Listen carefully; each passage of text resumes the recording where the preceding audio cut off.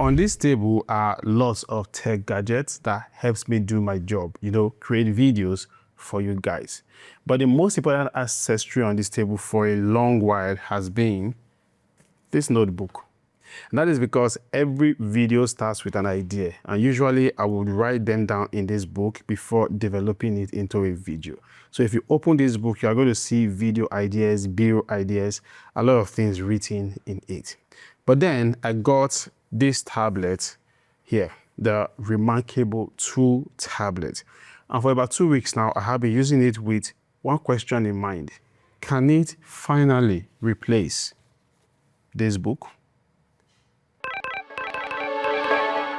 Like the saying goes, what you write down, you don't forget. So writing things down has kind of like been a fundamental part of my creative process. But how close is the feeling when using the reMarkable digital book as compared to a regular book? Well, I would say it is pretty close. Unlike that slippery feeling I get when I'm using my S Pen or my Samsung Galaxy S25 Ultra, this actually has a bit of traction and friction. It makes this sound when you're writing like a real pen on paper, and that is because I think much effort has gone into the engineering of both the paper itself and the pen. Now let's talk about the tablet itself. As you can see, it is very thin. I think it's like the thinnest tablet I have ever seen, making it really convenient for you to carry about for those of us who sometimes just want to go outdoors to read, write, or draw something. It is not bulky at all. Mine also came with this folder or cover for it. It has magnetic attachments, so it stays firmly inside it while protecting it in the case of drops. There's also a power button at the top here that you can use to turn it off and on or wake it up from sleep. And down part of it has a USB Type-C charging port to charge it. For battery, you really don't have to bother much because I think I've only charged it once. A full charge can go almost like 4 weeks without you having to bother. Now, as you can see, I have been busy with it for about 2 weeks now. You can access all the files on it immediately you turn it on, and you can just tap here to see other menu items like tags, integrations, and settings. Integration allows you to connect this tablet to your Google Drive, Drawbacks, or other cloud storage services, so you can be able to access all your synchronized files like PDFs, Microsoft Word, or ebooks that you have downloaded.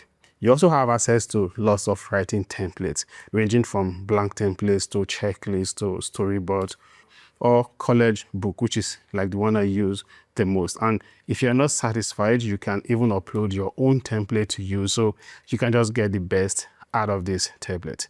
And that brings me to like the next big use case for this tablet for me, and that is signing documents.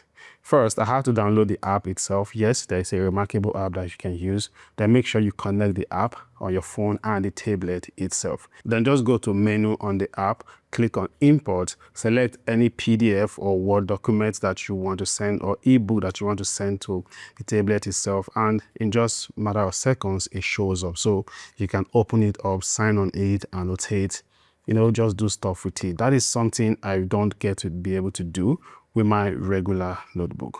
What about the pen? Well, it feels really good in the hands. Not too big, it's just like a regular pen. And I also noticed that there are barely no lags when I'm writing, which makes the experience seem really original. And also in the notes, you can customize the type of pen that you want, the stroke, the color, just name it. So you get to write exactly the way you want. And in case you make a mistake while writing, just turn it over right here to erase, like a regular pencil. And when you're done, just snap it back to the side, and as you can see, it stays there really firmly. So in many ways, this tablet has been a good or even better replacement for my regular notebook. The fact that I have access to unlimited notebooks because the pages don't run out, or the fact that this pen also doesn't run out because it doesn't use ink, and then also the fact that I can use it to sign documents, something I get to do every time when I'm working with any brands. All of these are massive use cases for me that has really been good when I compare using this tablet to using regular notebooks. But then, On the flip side, here are some of the things that may bother you if you choose to go and get this tablet. First is that it doesn't come with a backlight, meaning you cannot use it in the dark or when it gets dark where you are. Well, I can understand if their reason for not giving it a backlight is to keep the experience as close to natural as possible, but then we're upgrading. I mean, then it definitely should have a backlight, so it will be like a big advantage over the regular notebook. Secondly, and this is for those of us who are used to writing on our iPad or phones, the response time of this tablet and the refresh rate, they are very low. Now, compared to your iPad and to your phone, scrolling on it feels really, really choppy. If you want to turn pages, you may have to swipe your hands more than once before it responds.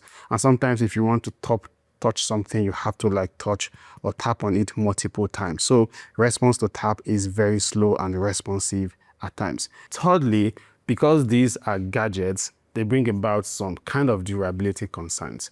Like in my case, a few days before making this video, I discovered that the pen has been spilling ink, if I can put it that way, or malfunctioning, yes. Even when it's not on paper, it just keeps spilling ink and writing. This makes my write-up really messy. I've not been able to use it. And then I did a bit of research and discovered that it is something really peculiar with the pen of this digital notebook. So the normal solution for most people were to return it. But since I got mine off Amazon used, I can't return it, so I'm kind of like stuck with it. I can't write with it, you know. So that definitely is an issue.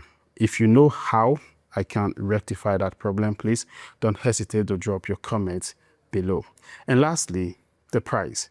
For me, it's another issue because it costs about $450 for the starter bundle of this digital notebook. And for some of us that are not huge when it comes to how much we can spend, that is a big spend if I want to upgrade from paper to something. Now, there are other functionalities of this tablet I really didn't cover in this video because I didn't get to experience them. And the reason for that is because I have to pay to be able to experience them. Yeah, the app comes with subscription, which is another thing that I just feel kind of like complicates the whole simple process of writing or reading. So while the reMarkable 2 digital notebook is a very impressive piece of tech and in many ways a smarter replacement for my paper, for me personally, those small frictions that comes with it, well, just kind of like kills the whole experience or complicates it for me. Thank you so much for watching. That is what I think about it, and I'll catch you in the next video.